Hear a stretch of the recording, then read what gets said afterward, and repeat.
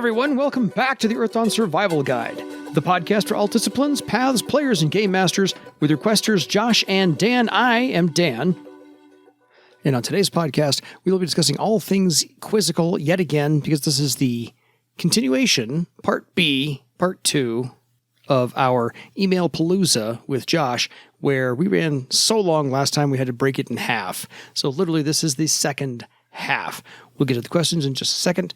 And if you have any questions for us, drop us a line at edsgpodcast@gmail.com. Next one up is coming from Josh. No, not that Josh. Good morning and well met. I'm a longtime fan of Earthdawn and an amateur tabletop RPG designer. I've taken notice of the success of OSR, NSR, POSR hacks of D&D and wanted to try my hand at reducing Earthdawn down to a less intimidating rule set. However, I don't want to infringe or do anything that may upset FASA or the good folks working on Earthdawn. My plan is to make the game system Earthdawn-like and Earthdawn light, but nothing close to one-on-one. I won't be including any explanation of the setting beyond hinting at it and outright directing people to buy the current edition books to learn about it. However, I'm worried that even using words like Earthdawn, Barsave, Tiskrang, Nethermancer, and Name Givers might be crossing a line. Do y'all have any non-legally binding advice on how to proceed in a manner that is most respectful to the creators, team members, and rights holders of Earthdawn? P.S. I'm loving the show. Thank you for your stewardship and promotion of this great game. Josh. No, not that Josh. Yeah, not that Josh. Broadly speaking, and again, this is not legally binding, but generally speaking, the way that we approach things, and certainly the attitude that I have towards it, which is that if you are doing a fan work, whether that is sort of doing your own take on Earthdawn with a slightly different system, as long as you're saying, like, not really providing a whole lot of details on the setting beyond what the minimum required is in order to present your game, you know, that like you've got dwarves and obsidian and Tiskrang and that sort of thing. Yeah. And if you are making it available without selling anything, that's really where the hard line sort of ends up coming across is fair. If you are making it available for free, generally speaking, we greatly appreciate if you put a disclaimer in as part of it that Earthdawn is a registered trademark of FASA. Any use of trademarked terms is not intended as a challenge to those. This is a fan work and not officially endorsed. Some kind of disclaimer to that effect. And if you are otherwise not making big swaths of actual printed material available for free, then yeah, using terms like Name Giver or Earthdawn or whatever is generally fine. There's a disclaimer that's at the end of the Legends of Earthdawn podcast. Yes. That Cliff has at the end, and that's sort of the standard disclaimer. If you look at the YouTube versions of these episodes, the splash screen has a similar disclaimer in there as part of it. Mm-hmm. Because while I am part of FASA, you know, this is not a fully officially endorsed or licensed kind of situation. Which is why it's free. That's not the only reason why, but that is, you know, that's part of why. But there are folks who have done or are doing things that there is a certain amount of legitimacy that they want, where they are looking to do some kind of license or other. Mm-hmm. And I am not the person to talk to about that. That is something where you would want to reach out to Ross. But if your general idea is, I'm looking to tinker as a designer with a system that is inspired by and sort of a take on Earthdawn, that, you know, you could use that. There's I think it's called Vagrant Workshop. Vagrant Workshop did. Yeah, Vagrant Workshop did a game called Age of Legend, which is officially licensed, uses the Freeform Universal system. So they did kind of a rules light thing. That's not really an OSR. OSR, if you're not familiar, stands for Old School Revival, is one of the ways that that's kind of viewed. It's the idea of going back to the old, original, basic Dungeons and Dragons or advanced Dungeons and Dragons stuff and trying to recapture a particular aspect of the gameplay or going back to a style of gameplay that is retro or reminiscent in some way of how stories about those old days were. It is frequently connected to Dungeons and Dragons stuff, But there have been now sort of multiple generations of design that have come out of that are now spawning their own ecosystems of stuff. There's some really interesting, like, sort of indie design that has come about as a result of that. But what I was trying to think of is, I think it's called Fourth World. Somebody did a Dungeon World-like hack. Dungeon World is a Powered by the Apocalypse D&D style game, that they did sort of a Dungeon World style hack for Earthdawn, where they have like Powered by the Apocalypse style playbooks for the various disciplines and things like that. Mm-hmm. I have glanced at it. I haven't really looked at it in any depth, or certainly not played it to see how true it is. That's a thing that's out there, and it's fine. The big concerns are you are not making huge swaths of our copyrighted book material available for free. Yeah. And that you are not charging for it, making money off of the use of FASA's trademarks and copyrighted material. Intellectual property, yeah. Writing up your own adventures and making them available online, that's fine. That's great. Coming up with your own disciplines or paths. Personal websites aren't so much of a thing anymore. But if you put stuff out like that and you make it available and it gets noticed and it appears to be of good quality and whatnot, in a sense, that's kind of how Morgan got involved with working on 4th edition, is that he had this extensive website with a whole bunch of stuff that was of good quality and clearly had gone into a lot of thought. And so we reached out to him and went, hey, do you want to work on this new edition with us? Yes. And the rest is history. No promises in terms of, oh, hey, if you do this, then you'll be able to like work with us officially. Good job. Yeah. But there's personal websites and things like Substack or your Facebook page or Discords or whatever, places that you can kind of share this stuff if you want to do it. I think it's all cool. Yeah, which actually leads into our next email from Sven. Yes. Earthdawn podcast question. Hello, dudes. Sven here from Books of Tomorrow fanzine for homebrewers. The magazine was founded by Earthdawn Publishing Trust in the days of second edition books of Earthdawn publishing. As a lack and absence of Earthdawn Journal or any other Earthdawn fanzine, fans there started to publish this PDF magazine now and then. Earthdawn Publishing Trust, the EDPT.com, where the place fans went to talk in forums and create homebrewed stuff. Then Red Brick came along and announced they wanted to republish the classic Earthdawn stuff, and the rest is history. As I remember, I don't think you haven't mentioned this resource in your podcast yet. We had not. Maybe once. All issues are free and can be found under the files in the Earthdawn Guild. Homebrewers are welcome to submit material for the next issues. More information in the Earthdawn Guild. By the way, a funny note. Did you know Josh once wrote and edited for the BOTM fanzine as well? He is credited. Yes. In fact, I did know that. The Earthdawn Publishing Trust was actually created prior to the announcement of Living Room Games 2nd edition. I remember that. In the aftermath of the announcement that Earthdawn was going to be shut down, a few of us who were very active on the Earthdawn mailing list at the time, there was myself, there was Kathy Chichowski. I believe I'm pronouncing her last name correctly.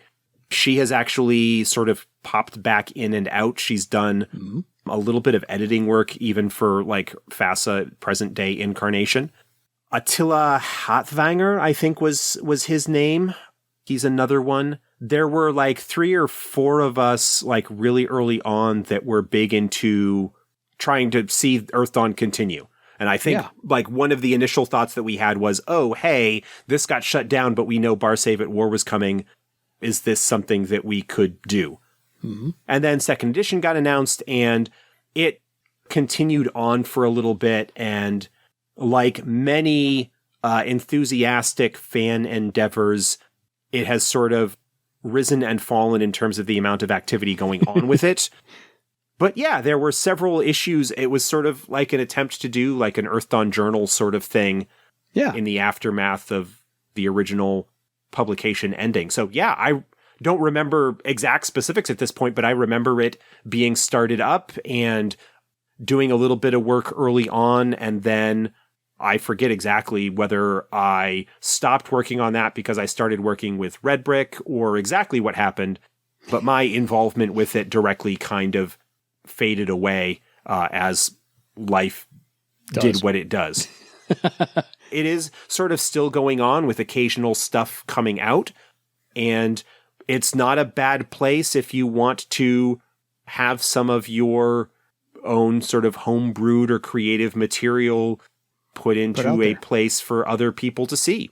Yeah, I downloaded a number of things from the Earthdawn Publishing Trust and the Bajados fanzine as well, and the Earthdawn Journal. So yeah, I've frequented all of those places. Yeah, there's no official oversight or anything in terms of the publishing trust stuff. We don't have time to vet it or anything. So caveat emptor to a certain extent. Agreed. Just like in the original Earthdawn Journal, there is some stuff that is really good. There is some stuff that is okay. And then there are some things that aren't so great. That's fine. It's just nice to see the enthusiasm and the creativity, and people's opinions of the various things will be different based on what it is. Absolutely. But that's cool. If that's something that you're interested in, it is a place that you can make that stuff available. Agreed. So now to Sven's questions. I know there has been some discussion in several forums earlier, but I want to bring this up in the podcast as I feel I didn't get a comfortable answer in the other places. And I think this is an important topic for the listeners as well, and a subject we have not explored yet. Legend points and Legend Point awards.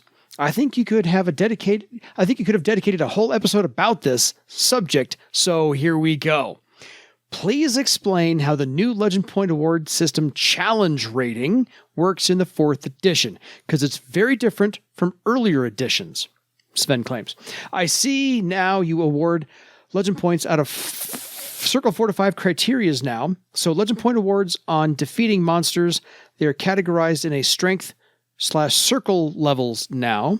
What is the big difference besides not giving monsters kill awards anymore? We'll answer that question first. Yeah, so the challenge ratings that's listed in the 4th edition GM's guide and the companion and so forth, those are a rough idea of what equivalent difficulty they would be for player characters. That is sort of a starting point to determine how difficult a challenge a particular opponent might be for a group or a player character group. But it is just sort of the starting point of that.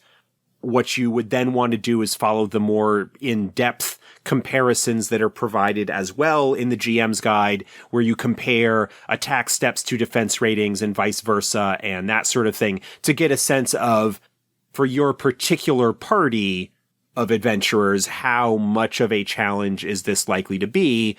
If you've got a creature with a high physical defense and low mystic defense, but your group doesn't really have any mystic attacks to speak of, that's going to be a much greater challenge than it would be for a group that's got, say, more magicians as part of it. Mm-hmm. Simply because its weaknesses can be taken advantage of a little bit more easily with a different makeup. If you've got a group that's got air sailors and troubadours and weaponsmiths, as opposed to warriors and swordmasters and sky raiders, you're going to have a different situation when it comes to physical combat, even against the very same creature at the same player character circles, simply because of the tools and skills and numbers that are available to them are going to be a little bit different in terms of that. That challenge rating is really just here is a starting point to give you an idea of roughly what kind of difficulty an encounter against this sort of thing or a group of these things is likely to be, but you need to look a bit more in depth to work things out to a greater extent. The higher the challenge rating, the more important it becomes to take a look at that comparison, because the more powerful a group becomes, the more tools they have at their disposal, the more combinations and synergies that they have. It can make a fight or an encounter that might seem difficult actually end up being a pushover, or vice versa. If you have a group that really doesn't do a great job, say, of taking advantage of their synergies or abilities, an opponent that is designed with the understanding that those are going to be taking place might end up being a greater challenge than you might otherwise expect. that is separate from providing legend awards, at least in my mind. Fair. The legend award that is given for overcoming obstacles is one of the aspects of an adventure, is one of the aspects of a session. You've got a particular objective that the group is trying to achieve. That's the session goal. Perhaps as part of a larger story arc, there are challenges that they need to overcome in order to further their objectives, in order to reach that goal that they have set for themselves. And that may include fighting monsters. It may involve navigating treacherous terrain, mountains, badlands, forests, whatever, dealing with some kind of environmental hazard. Mm-hmm. It might not involve fighting. It might involve investigation or negotiation or talking to NPCs, whatever kind of actions that they take to further their goals and the obstacles that they overcome in order to achieve those. That is something that they gain experience, that they earn legend to do. They earn legend for finding treasure, particularly treasure that is representative of the challenges that they have overcome. Unusual bits of monsters that they might have slain, thread items that they might recover from an abandoned care, bits of lore, books, fragments from a library, any number of strange or unusual things, not simply just silver and gold. Yeah. And so splitting apart the legend award for overcoming obstacles compared to the idea of you earn legend points for killing/defeating opponents. Mm-hmm. I feel that if you award legend for killing monsters, then that's what people are going to do. Mm-hmm. Yeah. The perception is that this lightning lizard is worth 150 legend points, then what people are going to do, because they want those legend points, is kill the lightning lizard. Yeah. If all that you actually have in a situation is this lightning lizard is an obstacle that you need to get past in order to further your objectives, in order to achieve your goal in the adventure, then you don't necessarily have to kill it. There are other ways that you might deal with that obstacle, that you might deal with that challenge in order to get past it. So you no longer need to care that it is worth a particular number of legend points. You just have these objectives, you have these obstacles, you overcome the obstacle, you get the award for overcoming the obstacle, however it might be that you do that. Yeah. So let's give everybody an example real quick. Let's say the Crojan, because it's one of Lou's favorites, and you mentioned it a little while ago. The Crojan is listed as a journeyman or a fifth circle challenge.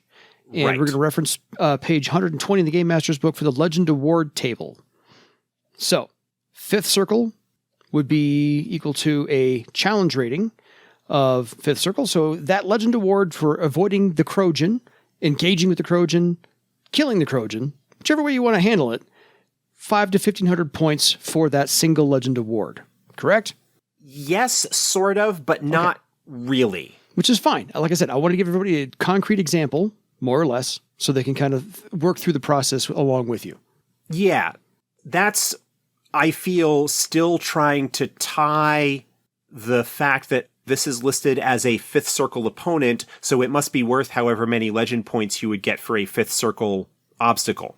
Yes. That's not necessarily the case, because you could have, say, an 8th or 9th circle group that still needs to get past a pack of Crojan in order to further their goals. Again, whether they kill them or whether they got a high circle beastmaster that is able to distract them, or whether they are able to stealth their way past it, or because they've got powerful magic, just fly past them or whatever. Put them to sleep, yeah. If it is an obstacle that would be a challenge for their group based on the number of them that they are facing or the circumstances or whatever, if they overcome that obstacle, however many obstacles you might place in their way, because what you could do, rather than saying, okay, this is a fifth circle group, I need to put them up against fifth circle challenges. Well, no, you don't have to. You could provide multiple challenges made up of second and third circle opponents, maybe with more of them. maybe the fights themselves wouldn't be necessarily that difficult, but if you have multiples of them, there are still resources perhaps that are going to be expended, choices that might need to be made. It's just basically the idea is when you are planning and playing through your session, the concept is that you have an objective, you have a goal that you are looking to achieve in that session. And in order to achieve that goal, there are obstacles that you need to overcome. And honestly, for me, I just kind of eyeball and say, how many encounters were there? How many challenges were overcome in the course of this session? And if there were a low number, then I'll give a lower number on the range of the legend points. And if there were more of them, or it was more intense or whatever, then I will provide a higher number on that range. But I don't tie the challenge rating, the listed difficulty for an opponent or creature from the Game Master's Guide to a particular fixed legend award that I give as a result of fighting them or bypassing them or whatever you end up doing with them. Fair. So more on the legend award table, and again on page 120, is more for the circle, the average circle of the characters involved. So if you've got... Correct. So if you've got 4 players, 4 characters, all at third circle, what they should be getting is the third circle legend award for overcoming those obstacles. Right. And you should be choosing obstacles that are appropriate for that group, and the listed difficulties for the opponents can help guide you in terms of what types of opposition you may put in their way, but the two are not super linked to each other in my mind. Yeah. One is a tool to help you to help guide you in terms of selecting what should be appropriate challenges for a group of a particular circle. The other is a tool that is based loosely on how much it costs to advance your character as a kind of pacing mechanic of how quickly a group or a player character would be able to advance through the ranks and circles of their discipline. Agreed. So, next question. Why was it chosen to change the Legend Point award system in the first place? Why did it need a change? To make it more abstract versus more concrete? Or was it too alike to D&D? If it's a bigger difference in the Legend award system between earlier editions, Sven wants to hear the story. And we may not have time for that. Yeah, well, so a couple of things. I felt...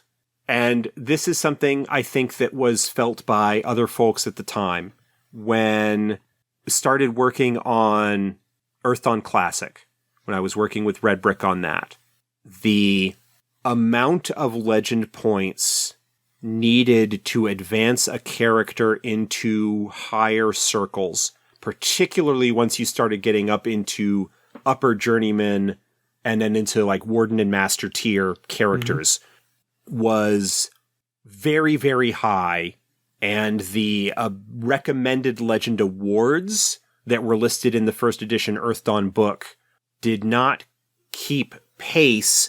If you sort of graphed the curves of how much legend you needed to advance and how much legend you actually it was recommended to award you, those curves got further and further apart the higher in circle that your character got.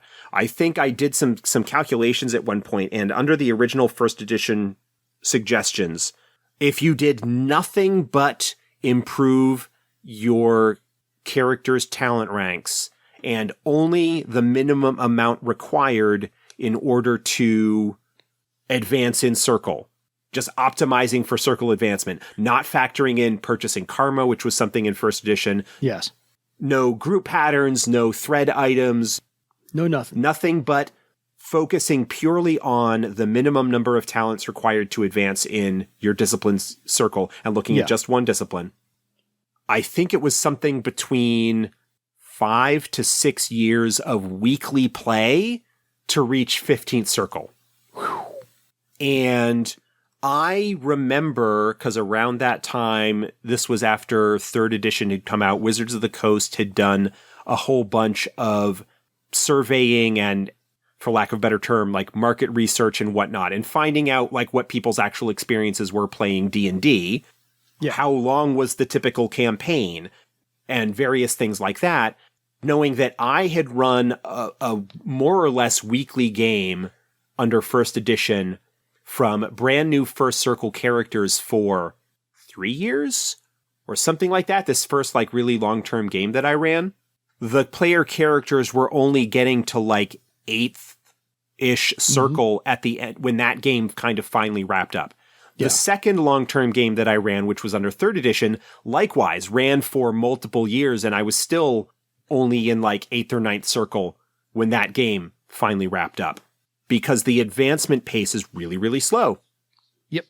Based on those initial calculations of how long it took, recalculated the recommended legend awards to change the rate of advancement, again, based purely on optimizing for circle advancement.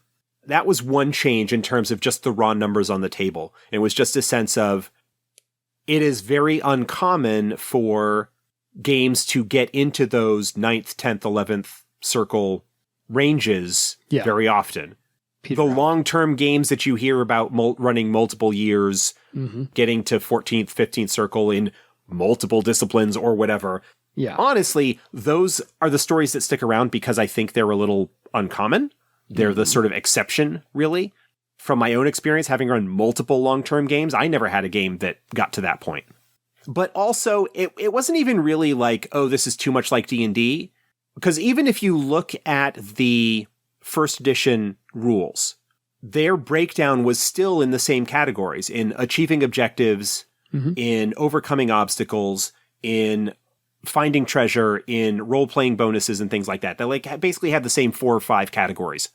The only difference there is that creatures were given specific legend awards, and the thought was that you could balance your encounter by saying, okay, a 3rd circle group should receive X award for overcoming obstacles. I'm going to select creatures whose legend point award totals add up to that or within that ballpark when putting together my encounters. Yeah. And I don't think, honestly, that ever worked particularly well, because of you would still need to go and balance the encounters the way that I talked about, comparing attack ratings and defense ratings and all of that other stuff, which was something that was taken from first edition as well. I think that was in the GM pack along with the screen. So it was just some refinement of some things that were already there, not seeing the need to have specific legend award values for creatures, which in first edition were ostensibly based on the various attribute, defense, attack, power steps and whatnot of the creature, and just kind of saying, okay, we're going to create the creature. He's got this numbers. Roughly speaking, if we've got a creature that we're kind of designing to be a rough challenge for, say, a high novice character group, we're going to expect, based on these numbers, that attack steps are typically going to be in this range. So we want them to have a defense rating in a similar range so that it's kind of roughly equal. Designing creatures and the stats and whatnot, there is some science and underlying math to it, but there's some art to it as well, based on what you're trying to do thematically with the creature and what role it serves and things like that. I don't know that covers like every detail, but from my standpoint, those were the 2 big things. One was just rescaling the actual suggested awards to allow for a little bit faster advancement so that people could get out of those really low circles into the higher novice and into journeyman circles a little bit more quickly, and also just make it more possible for people to get into those even higher circles without quite as much dedication, because as I got older, the idea of a regular, frequent game where we could devote a lot of time stopped seeming as likely. Fair. Back to Sven. I like how it's now Legend Point Awards on the quality on role-playing your character performs, helping the game master create a good atmosphere, and on original solving of problems without a kill tracker. Yeah. Non-violent performing role-playing is an artisan skill too. Besides these, reach goals and find magic items goals are awarded as well. So how do we upgrade or convert old, non-updated Creature Horror Adventure Legend Point Awards from earlier editions to 4th edition? Here's the way that I feel about this. And again, this is sort of just me talking about it. If you are looking at old adventures like Missive Betrayal, like Infected, like Shattered Pattern, and whatnot, you could simply just grab the stat blocks from those adventures. Scaled. Check them to make sure that they are appropriately scaled for the player characters. Tweak them as you might feel necessary. And then just award legend based on the guidelines in the 4th edition GM guide. Yeah, easy. Okay, our objective for this session is to get here. They're going to get the Legend Award for doing that. These are the obstacles in the way. They'll get the Legends Award for that. Rather than worrying about like the specific numbers, because those old adventures also still had the legend point breakdowns of here's what they get for achieving the objective. Here's what they get for the enemies. The old adventures would have a specific like, you get this many legend point award for defeating these enemies and this many for these and whatnot, but just kind of combining that and saying, okay, all of these in this session, these are the obstacles. Here's, what that award's going to be. You could certainly do that. Just basically using the existing story framework of those adventures and adapting the mechanics and stat blocks and difficulty numbers of the opposition and obstacles in place to best suit the needs of your group, which honestly you probably should be doing anyway. If you can. And that's whether you're running it under the original rules or under new editions or whatever, but just following those same guidelines. I don't feel like there is necessarily a wrong way to do it. The newer version is, I feel, just a little bit more of a refinement of the philosophy behind the original one that's just recognizing and sort of cutting away a bit of unnecessary stuff that was just kind of an aspect of game design back in the early to mid 90s. Fair. In the end of the Creatures of Barsave first edition book, there are guidelines on how to make new beasts and how much legend point award you should give for a homebrewed monster. Have similar instructions been created for 4th edition or plans for it in the rumored upcoming Creatures of Barsave book? There are some rough guidelines that are used in-house when it comes to designing creatures, but there's nothing formalized that we are currently planning to release as part of a creatures book or anything along those lines. Similar to the spell design rules, fair, said with air quotes around it. There are sort of guidelines, but there's as much art as math behind them. Generally speaking, the baseline that I kind of operate on is I presume that a primary frontline combatant, like a warrior or a swordmaster or something, is typically going to have a step 7 in their primary attribute, in this case, dexterity. Mm-hmm. Will have a rank in their primary attack talent at least equal to their circle, if not 1 or 2 ranks higher. Yeah. And so, again, if you're talking about a 4th circle character, you're looking at a step 7 dex plus, say, a rank 5 melee weapons. So you're looking at a step 12 there. Depending on the discipline, they might have abilities that will add bonuses to that, like you would have maneuver from a swordmaster or mystic aim from an archer or something like that is likely to add some additional bonus points into that on average. And so a roughly equivalent challenge to a 4th circle, if you're making a physical combat opponent, is probably going to need to have a physical defense in the 12, 13, 14 range in order to, at least initially, pose a potential challenge to a physically powerful spec'd character, because you want them to have a physical defense that they're going to have a decent chance of hitting, but that they are not going to walk through really easily.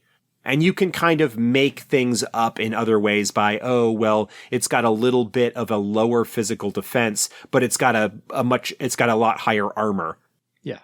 It may hit more often, but it's going to absorb more of that damage because of its armor, because of the way that the changes to armor defeating hits and extra successes and like that do. And so what you do is you do a similar kind of calculation just in reverse that you do when you are taking an already existing creature and comparing it to your player characters. Yeah. Look at the numbers and go, okay, based on its values, its defense ratings look like kind of in the rough ballpark that we would expect the primary action steps of a fourth circle character would be. So it's probably, roughly speaking, about a fourth circle challenge. Fair. That's the way that I approach it. Yeah, there are some internal guidelines, particularly like once you're getting into like a journeyman tier opponent, you're going to want to have them have multiple actions. Sort of a general guideline is novice opponents are typically going to have one action that they can take on their turn, maybe with a special ability that provides them additional actions under certain circumstances, like Cadaver Men, for example. But when you get into Journeyman tier, you want to have a second action because a lot of disciplines start picking up their second attack talents, whether second weapon or second attack or whatever, and you just kind of want to try and balance that action economy. That's sort of generally it. And since we no longer have specific legend awards that are tied to a creature's stats anymore, then we don't have to worry about that anymore. It's just a general guideline of this is roughly where this creature sits in comparison to what we expect quote unquote typical player characters to be. And so that's the guideline of what difficulty of opponent it is. Fair. We have 3 more questions from Sven. Another related philosophical question. Why give different legend points to the players from what circle they've reached versus a flat sum divided equally between the players attending the game? In groups with players in different circles, I feel the system is very unfair. The lower circles get less legend points to spend, reaching the same goal, doing the same thing. This has also been done in several earlier editions as well, by the way. This system makes people not choose the magician disciplines because they will be put behind due to the low legend point cost of spells. In my games, I give a flat score to all my players. I know other game masters rule out legend point cost on buying new spells. Why all the other changes and still stick to this old rule? Well, I don't award different legend point awards based on the player character's circle either. I don't say, okay, because your third circle, I'm giving you 300 legend points for achieving the adventure objective, and because your second circle, I'm only giving you 200. I don't do that either. No. I calculate the average circle of the group and award everybody the same legend award based on that average result. That helps those players that might be a little bit behind in terms of their advancement, particularly if, depending on the way that you're running things, if you've got a group of third circle characters and one of those characters dies and they come in with a brand new first circle character, it's going to help that first circle character catch up a lot more easily because they are going to get bigger awards because the average circle of the group is third or like 2.8 or whatever, but I would generally just round that up. Yes. Honestly, most of the players and game masters, most of the game masters of my acquaintance do that same sort of thing. They award the same amount of legend points to everybody, regardless of what circle that the character is. It's just that it is the average circle of the group that determines what that base award is. Yeah. That's what I've always done, even back in the first edition days. I didn't provide different awards for characters because one had decided to advance and go tall and get into third circle, whereas another character, say, picked up an additional discipline or decided to go wide by picking up more talents than this other character. Even when you're not talking about magicians and spending legend points for spells and whatnot, I agree. I don't think it's fair to do it that way, and so I've always just given everybody the same legend award. In my first long-term game, I varied slightly. For the role-playing award, I had everybody provide ratings or notes on all of the other players in the table and then calculated based on the score, like how much that they got. So there might be like a 10 or 20 point difference between the total awards that everybody would get, but there was certainly nothing that was based on the actual individual character circle. Yeah, I remember finding a paragraph, and I can't find it at the moment, about averaging out everybody's circle so that the lower circle characters got more points, so they could achieve that average faster and therefore get to the circle with everybody else quicker. Yeah, that's one of those things that if I were able to go back in time, I would probably rewrite that section to be a little bit more clearer in that regard, because that's the way that I have always handled it. Yeah. And much like I was surprised even several years later about the way that some people handled item history, for example, that I was always operating under a certain assumption, and it didn't occur to me that people might not interpret that the same way. Language is weird. Writing can be unclear, y'all. But yeah, because of the way that I have always run it, I don't feel like that was something that ever changed. Every time it sort of comes up where people would ask, why do you give different circle characters different legend awards? A lot of the response has been, we don't. Yeah. Took me one session to learn that. And I was like, oh, right, I screwed up. And I found that paragraph and I used it. So last two questions. I see the Questor and Elven Nations books are out of print. Will they be revised before a new print, or will it be the same content, or will they be just collectibles now because they're not going to do a second printing? That's all one question, even though there's 3 question marks. Yes. Currently, Elven Nations and Questors are out of print, or very virtually out of print. One of them, there are none in stock at our distributor, Studio 2. And the other one had less than 20 copies left. I don't remember which is which offhand. The question has been raised internally about what is going to be done with them, and I don't know that a final decision has been made. Personally, I would really like to see a new print run of Questors be done. I think that's a book that is one that similar to the Player's Guides and the Companions and Mystic Paths, should probably continue to be available. I agree. Because of the rules options that it provides. I don't know necessarily that Elven Nations requires a reprint, but if either of them do end up getting reprinted, all that would be likely to happen with those is that any known errata or clarifications that could be incorporated into the text would be done for a reprint, the same way that we did for the Player's Guides and the other books that have seen multiple printings at this point. Fair. We are aware of the out-of-print status of those, and there have been some internal discussions about what to do about that, but no final decision yet. Okay, last one. Else, I'm happy about your show and listening to your podcast every week. Love it. And also Lou's anecdotes about every episode he posts in the Earthdawn Guild Facebook group the week after. Has become a tradition I also love to read. We get an even bigger depth in the subjects you put up. As you see, I put the Lou questions for episode 200 at the end of this. I see some stuff Lou writes that should had a reply by you again. Do you read his replies? Is the last question from Sven. Yes, I do. So do I. I don't honestly feel a lot of times that there's anything that I much need to add to them. But yeah, I read them and I appreciate them.